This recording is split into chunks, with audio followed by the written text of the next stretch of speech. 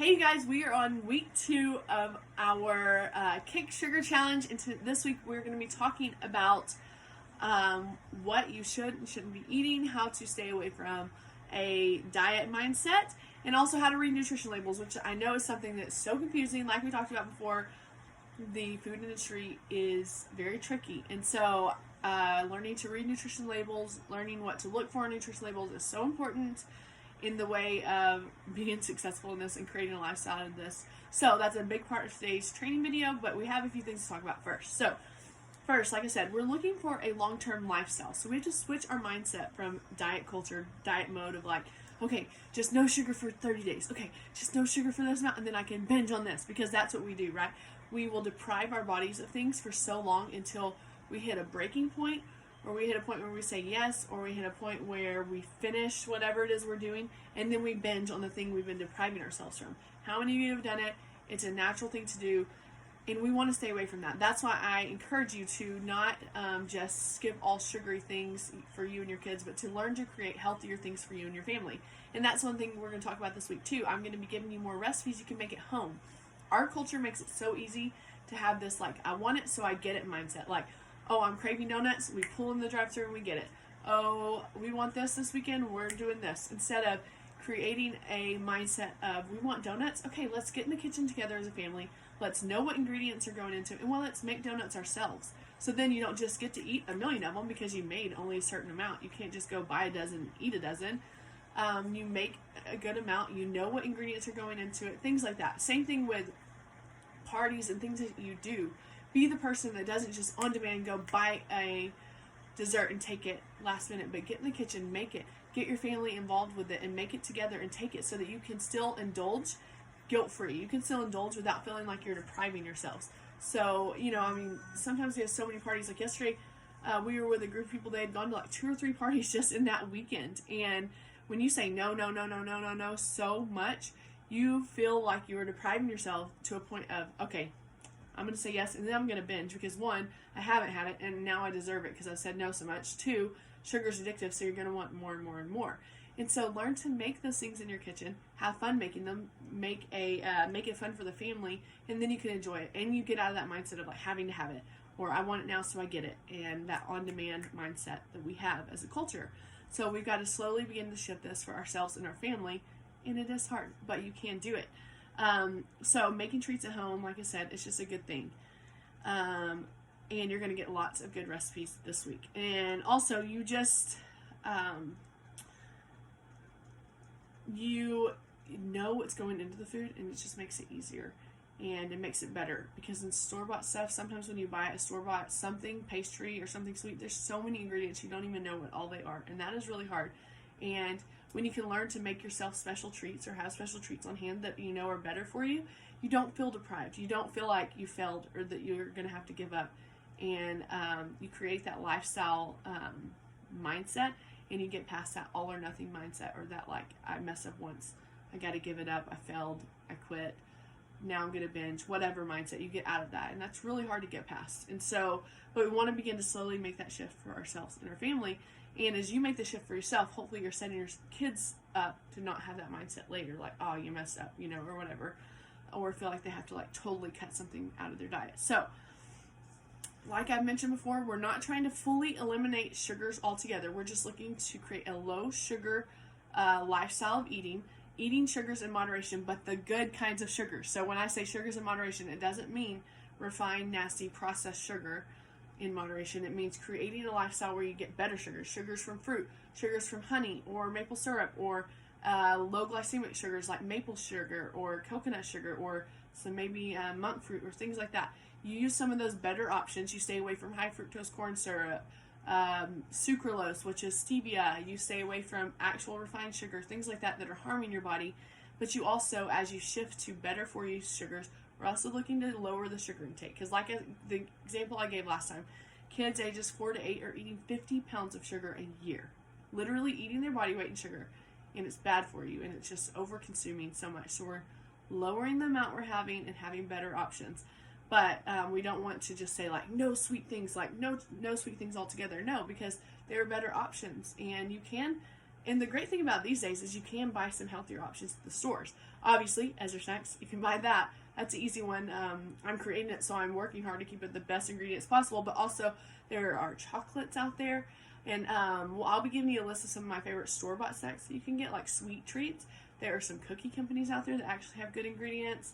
There are even some candies these days. Like, blow my mind. Finally, there's like candy that I can give my kids that is better for you and made better for you. Like I said, it's not a candy we're eating every single day. It's for special things that like stockings now or Valentine's Day. I can give my kids a sweet treat in there, and it's not all homemade, but it's things we can have sometimes as treats. But it's cool that they're store-bought now that you can have. So learning to have some sugar-free snacks on hand is going to be helpful for you. Starting to switch your pantry from all the store-bought junk, processed food, to more whole foods, more natural foods, more things in their normal state, and then also having some sugar-free snacks on hand for you and your kids is going to be very helpful. But I'm going to tell you what's not helpful. It's not going to be helpful, and we're going to talk about this later in our Kick Sugar Challenge, but it's to have, like, this is mommy's box of snacks, and this junk food, these Twinkies, these Little Debbies, well, that's still for the kids, because they're kids, they can eat it. But that's not true, and that's not how we're setting our kids up for success. We need to totally rearrange our pantry, get rid of the Little Debbies, get rid of the things that are harming our bodies, and create a pantry that's good for the entire family. Things that are going to fuel everybody's body with good ingredients. And so having some of those things on hand, my cookbook has a ton of amazing recipes in it. If you already have it, I know a bunch of you do. That's awesome. Learn to make those recipes. Have fun in the kitchen with your family. Make that something you do to rest and enjoy the weekend together. And then also beginning to reset your body. As you detox from sugar, as you stop saying yes to all the sugary things or the sugary drinks that you crave, you will crave them. It is going to be hard.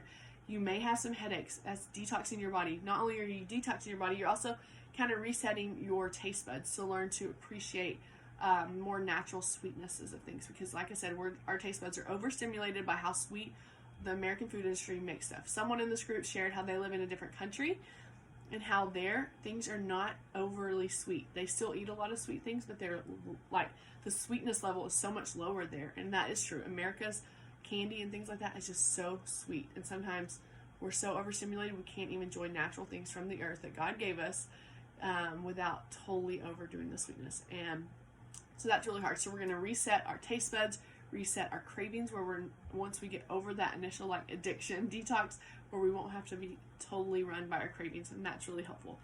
And we also, like I said, just another reminder, we don't want to replace sugary things with sugar-free things, because most of those, and we're about to dig into some of that, is going to be made with artificial sweeteners. It's very tricky.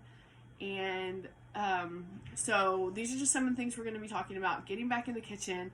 I'm going to give you some videos this week on how to grocery shop and where to look for certain things in the store. We're going to have a grocery list coming your way. It's going to be a great week. A lot of good information. So let's go ahead and dig into the nutrition label reading. So I'm going to pull up this nut butter. So this is a nut butter. You can buy this at Costco.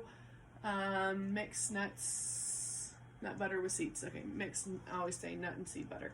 So there's two things on a nutrition label we're going to focus on. There's the nutritional facts. The box, this one's written out in like sentence form. Sometimes it's more of in a graph form like this one. So this little box is the nutrition form. It's going to be in a box. Under the box has the ingredients. So we have to pay attention to both of those things. Here's why. Let me start on this one. If you go to the nutrition facts and you look at sugar to see how much sugar is in it, it's going to say 1 gram of sugar. So you might think, oh, it has sugar in it. So many people say, oh, there's sugar in that. But then you go to the ingredients list and you can see, is there sugar, added sugar in it, or is there natural occurring sugar? So you go down here, it's made from almonds, cashews, pumpkin seeds, chia seeds, and flax seeds. 0 added sugars to it. There's no added sugars to the ingredient list. So you know, oh, that 1 gram of sugar is just a naturally occurring sugar from nuts. Because if you didn't know, as your taste buds get more desensitized to overly sweet things, you can taste sweetness in some of the nuts. Cashew nuts, so sweet to me. So there is sweetness, natural sweetness in nuts. We just have to learn to enjoy those and get our taste buds reset to that. So no added sugar in this. So this is something that is great for a nut butter. And I brought this one because peanut butter's normal brand peanut butters a lot of times will have added sugar to it. Someone posted an almond butter last week. They're like, is this good? And they shared both of those labels, the nutrition label and the ingredients. And I was able to say yes, because there's no added sugar. But let's look at this one. Skippy. Natural. Well, I guess it just says natural creamy. It makes you think that it's natural peanut butter, right? Like, it's natural. It should be great. It says natural on there, right? No preservatives, no artificial flavors or colors. This should be good. So you go on here to the nutrition label, the box, you find sugars. Total sugars are 3 grams of sugar. Well, something new that the FDA has been doing is below that it says includes blank amount of added sugar. So it tells you how much added is in there. Well, that's kind of cool. Let's see what this says. So the total amount is 3 grams. The added sugars is 2. Well, let's just go to the ingredients list just to make sure we understand everything. Ingredients say roasted peanuts, sugar, palm oil, and salt. So they did add sugar, and we know on here that only 1 gram of the sugar, the total sugars, is naturally occurring from peanut butter. 2 grams was added from actual sugar. So skip this. There are better options at Walmart. All the mainstream grocery stores, there's going to be better options for your nut butters if you read the ingredient list on there. Because nuts will have some naturally occurring sugar. Just go to the ingredient list and find the one. It should just be like nuts, maybe an oil, and maybe a little bit of salt. There shouldn't be a bunch of added stuff to it.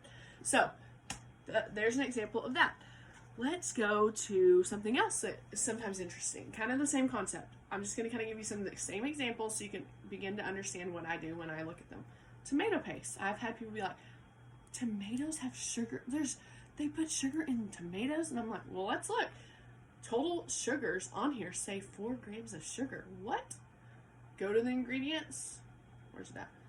Organic tomatoes, citric acid. There's no added sugar, but tomatoes are actually a fruit, and they have 4 grams of sugar per this tomato paste.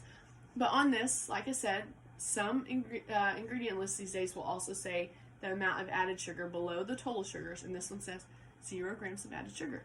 However, I always check the ingredient list because sometimes I've seen it say 0 and it still says sugar on it. I don't understand how that flies, but it does. So I don't really trust that part, but know that's there. But I always check the ingredient list, I'll tell you that. Because that's where things hide, like on our list that we gave you last week of all those hidden names, artificial sweeteners, all the things, that's where things hide. Let's look for an example where some of that might be hidden. So here, and I will tell you, this is one I just learned because I have been buying this for my kids, turkey pepperoni. I've been buying this because I'm like, turkey pepperoni, that's great. 0 grams of total sugars in the nutrition facts, the little box, 0 grams of added sugar. That's awesome. Let's get that. Then you look at the ingredients, and on there it does, didn't I see this? See, I already can't see it again. Oh, there it is. It's hidden in there. The word dextrose, which is in that little box. Dextrose is a type of sugar. So really this isn't great. And I know that there are better options in the deli section that aren't these prepackaged, non-refrigerated meats. This isn't that great an option, even though I have personally been buying it for our family. But I know in the in the deli section, there's like links of pepperoni that you can buy, or already sliced ones. Aldi has some great ones that won't have sugar in them. And so there are better options if you look around. And so that's one, like I said, surprised me. But it says 0 and 0 on the nutrition label, but when you go research in that ingredient list and use your little card, you will notice that you'll find one of those hidden names of sugar. So, okay, I have 2 more to show you real quick. Let's do this. These sun-dried peaches. I will tell you, one of the stinkiest places that they add sugar is fruits, dried fruits, freeze-dried fruits. So many times they'll have sugar, and it is so disappointing and so sad because it's so good. And fruits are already naturally sweetened. Why do we do that? It's because our taste buds are oversensitive, that might not be the word, over desensitized, whatever, to sugar. Too much sugar in all of our stuff. So we can't even taste and enjoy the natural sugars that come in fruits. So that's really hard. So you go here, you go to total sugars, 13 grams of sugar. Includes 0 grams of added sugar though. So, this one doesn't have added sugar. You go to the ingredients list, it doesn't. It's just peaches and then sulfur dioxide, which is basically kind of like lemon juice to keep it from turning brown. So there isn't any. I actually was shocked. I'm at my sister's house, so I was like, oh, that one definitely has sugar. I'm going to use this one. And then it doesn't. So I don't know where she got this. I'm going to find out because I'm impressed because nearly every dried fruit that I see does have it. But you have to be careful because with dried fruit the same. There's still 13 grams of sugar in it. That's a lot of natural sugar, and you could just eat the mess out of this stuff sometimes because it's dried. It doesn't feel as filling. It's kind of like the juice versus like the whole fruit. It's kind of the same. So just be careful with how much you overconsume because it does still have a lot of natural sugar. But it's really cool that this one doesn't have any sugar, but be aware of fruit things like that because, man, they will have it. Okay, then another one, and this one is a hard one for my family because my husband grew up loving ketchup. My kids now love ketchup, especially my daughter, but so many ketchups have nasty, nasty stuff in it, I will tell you that. So, if you want me to show you some like sauces, because a lot of hidden sugars will come in sauces, barbecue sauce, ketchup, condiments, salad dressing, so much sugar in this. But these days there are becoming more. When I first created the Sugar Free Academy, there was barely any. I don't think I could ever find a barbecue sauce without it, and that was really hard for me. But this one, no judgment to my sister, but I'm pretty sure that is a H-E-B brand one. It's a big old thing. So let's go to the sugars. So total sugars on the nutrition facts box says 4 grams of sugar, but it's tomatoes. So that's probably natural, but then in the includes sugar, 4 grams of added sugars. I'm like, man, 4 grams of added sugar? Let's see what's in this thing. Well, the first ingredient is tomato, thank goodness, because if you didn't know, the ingredient list goes from most ingredients to least ingredient. So the first one is what's in it most. So if you pick something up and the first ingredient is sugar or some kind of sweetener, stay away from it because it's more than the substance of it. That means there's more sugar than anything else. You don't want that.